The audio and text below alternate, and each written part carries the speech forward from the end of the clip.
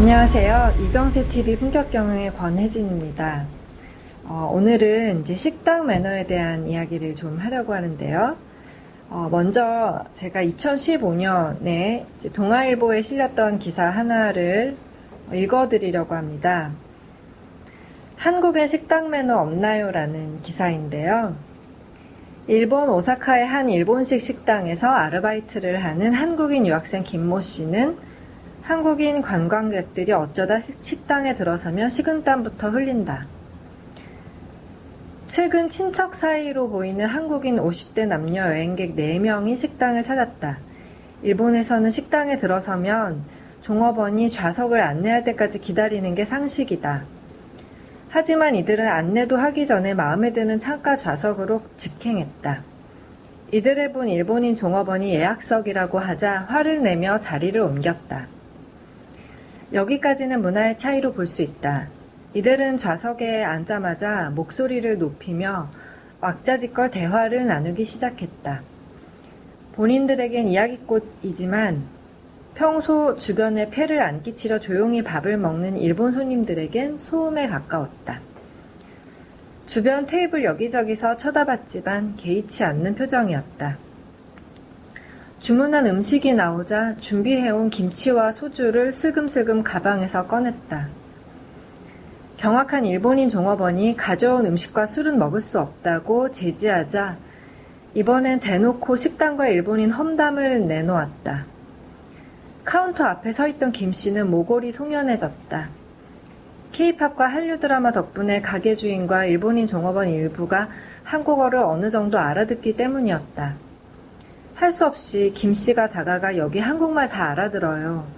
라고 하자 이들은 깜짝 놀라며 말문을 닫았다. 이들이 식당을 떠나자 점장은 김 씨에게 한국꾸지나 야빨이 갱기 데스네. 한국인은 역시 활력이 있네요. 라고 말했다. 김 씨는 얼굴이 화끈거렸다. 국경의 섬으로 불리는 스시마 섬은 연 20만 명 이상의 한국인 관광객이 지역 경제를 지탱하고 있다. 하지만 일부 이자카야는 한국인 관광객들을 사절하는 경우도 있다. 한 이자카야 주인은 일본 언론에다 한국인 손님을 받으며 불필요한 갈등을 빚을 수도 있다라고 말하기도 했다.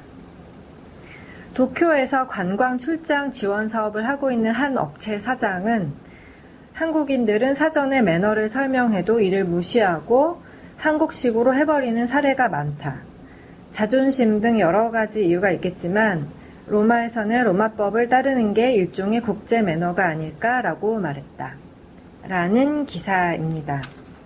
이 식당에서의 매너에 대해서 언론에서도 참 심심찮게 다뤄졌었습니다.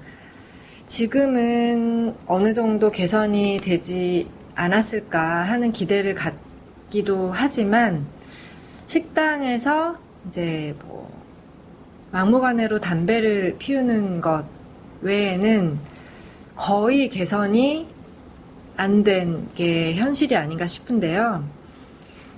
몇 년 전에 또 어느 신문에서 이제 외국인들이 뽑은 한국 식당의 충격적인 풍경 5가지가 보도가 됐었는데 이게 어느 신문인지 저희가 출처를 찾지는 못했습니다만 5가지를 보면은 첫째는 종업원을 무례하게 대하는 손님들, 둘째, 식사를 마친 뒤 너무나 지저분한 테이블, 세 번째가 막무가내로 담배 피우는 손님들이었고요.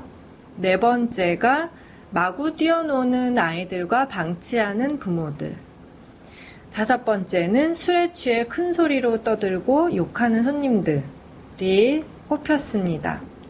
제가 생각할 때는 공사 구별 의식이 없기 때문이 그 본질적인 원인이 아닌가 합니다.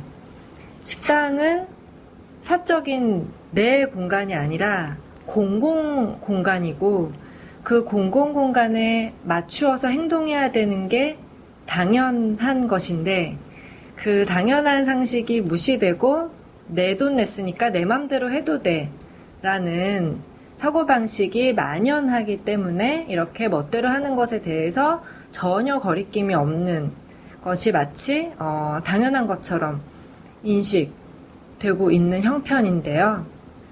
테이블 매너가 그까짓 게 뭐라고. 밥 한 끼 먹는데 좀 편하게 먹으면 안 되나? 우리 것이 좋은 거 아니야? 우리가 왜 남의 나라 매너를 배워야 된단 말이야? 라는 식으로 생각하지 않아야 되는 이유. 예전에 그 베니스 문과대학에서 밀라노 등 5개의 도시에 서비스 관광업 종사자들을 대상으로 설문조사를 했는데 가장 꺼려지는 관광객 1위가 중국인과 한국인이었습니다. 공공기물 파손, 그리고 식사 후에 자리가 가장 더럽다라는 게 부연 설명이었는데요. 식탁은 공공의 영역이다 라는 인식이 얼마나 중요한지 느낄 수가 있습니다. 지금부터는 제가 식사의 품격에 관련돼서 우리가 생각해 볼 만한 점들을 말해주고 있는 대목들을 이제 읽어드리도록 하겠습니다. 공지영 작가의 그 딸에게 주는 레시피라는 책에 나오는 대목입니다. 금발의 한 젊은이가 배낭에서 하얀 사각천을 꺼내더니 펄럭 펴서 광장 바닥에 내려놓는 거야. 선머슴같이 무뚝뚝해 보이는 녀석이 말이야. 그러고는 배낭에서 이미 딱딱해진 것으로 보이는 커다랗고 둥근 빵을 꺼내서 그 위에 놨어. 옆에 친구가 값싼 와인을 따서 그 곁에 놓더구나. 그게 다였어. 돈 없는 젊은 배낭 여행자들의 점심 식사. 음식이라고는 달랑 딱딱한 빵 한 조각과 와인 한 병뿐인데 그때 엄마의 눈에 그들이 깔아놓은 땅바닥의 흰 사각이 그리도 신선하게 보이더구나. 내게는 그것이 커다란 문화적 충격이었어. 처음 가본 유럽에 대한 신선한 충격만큼 말이야. 뭐랄까 과장되게 이야기하자면 인간의 식사가 이런 거구나.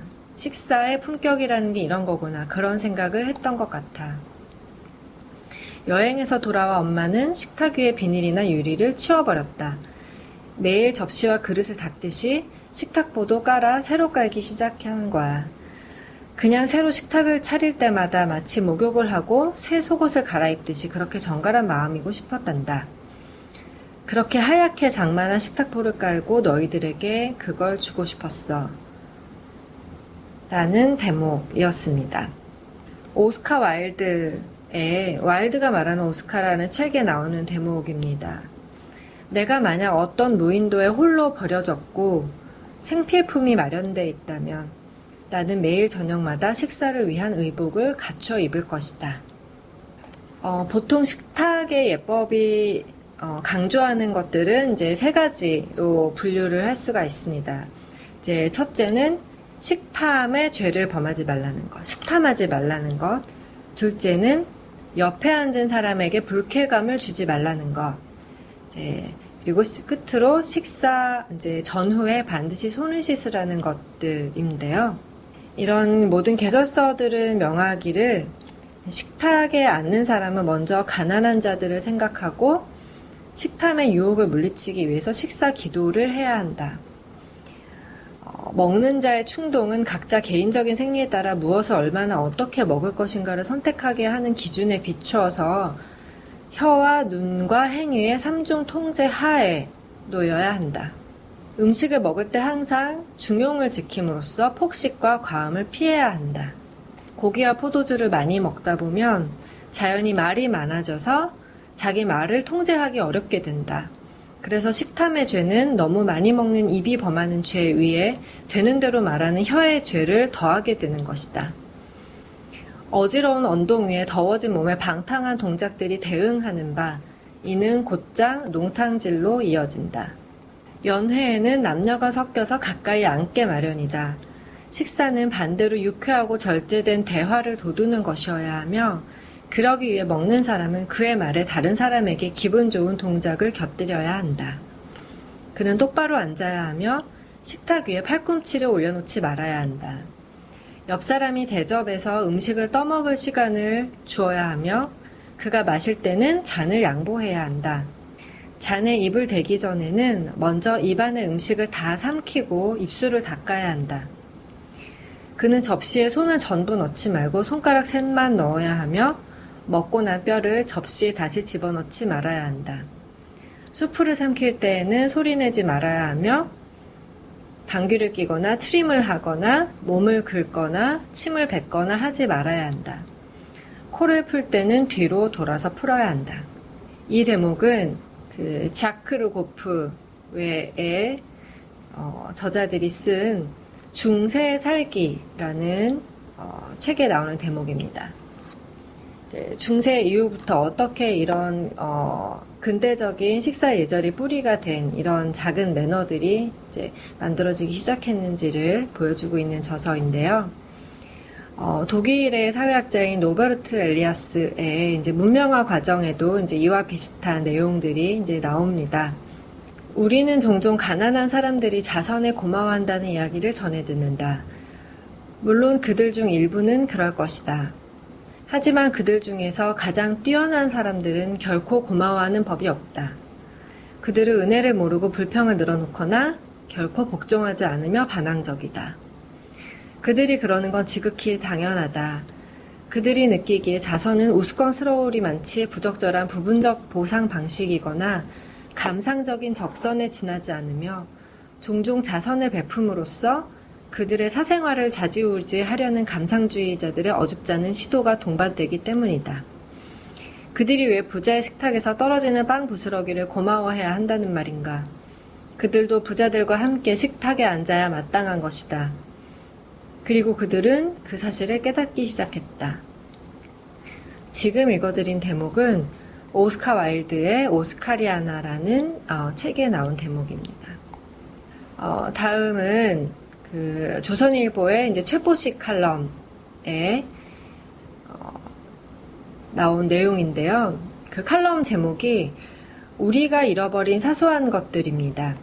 크라스키노에 도착한 뒤 원정대가 묵은 호텔도 동네 여관 수준이었다.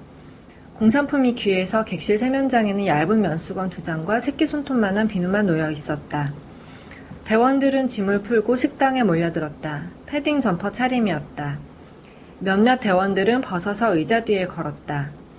메뉴판을 들춰보며 여종업원을 불러 주문하려고 했다. 평소처럼 한 것이다. 그때 여종업원이 이렇게 말했다. 식탁에 패딩 점퍼 차림으로 앉을 수 없다. 의자에 거는 것도 안 된다. 백팩도 그렇다.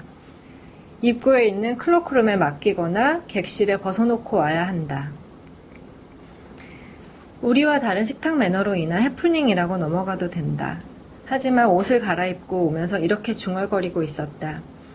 러시아의 이 궁벽한 마을에도 유럽 문명의 품격이 살아있구나. 물질적으로 넘쳐나진 않지만 이들은 스스로 존엄을 지킨다. 우리가 잃어버린 무엇이 바로 이것이었구나. 여기서 우리 미천이 드러나는구나. 바깥 세상에서 우리가 대접받을 만한지를 평가하는 기준도 바로 이런 것이 아닌가. 에티켓이든 매너든 상대를 위한 것만이 아닙니다. 궁극적으로 자기 존중, 인간 존엄성 확보를 위한 것입니다. 에티켓의 실수로 인한 결례는 일회성 해프닝으로 끝날 수 있겠지만 무매너로 인한 품격 낮음은 영원한 낙인이 됩니다. 아까 소개해드린 자기 가치를 높이는 럭셔리 매너에 나오는 한 대목입니다. 식탁에서 단순히 내가 맛있게 즐기고 노는 것이 전부가 아니라 상대방에 대한 배려의 기술을 배우는 것이 중요하다는 데까지 생각이 미치지 않을까.